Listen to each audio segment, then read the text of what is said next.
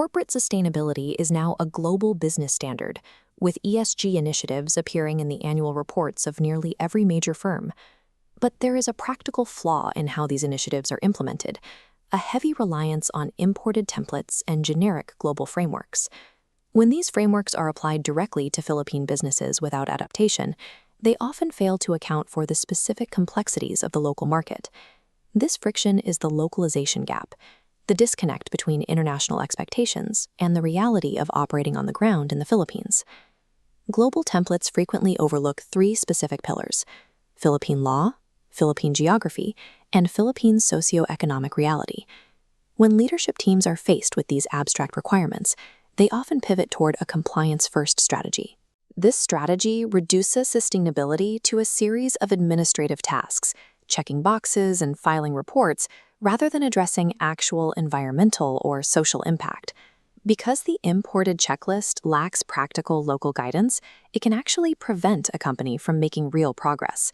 To address this gap, we launched an intervention in the Philippine corporate media space, a 57-day localized content experiment. The project consisted of 57 consecutive days of sustainability content, created without using a single imported template. Every piece of content was science-based and grounded in the specific legal and geographic realities of the Philippines.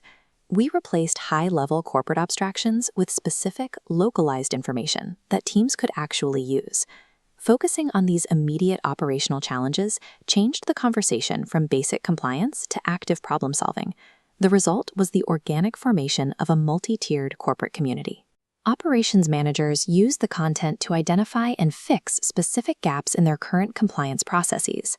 Sustainability officers use the videos to explain complex local challenges to their leadership teams. Business owners reached out directly with questions about solving structural issues within their own companies.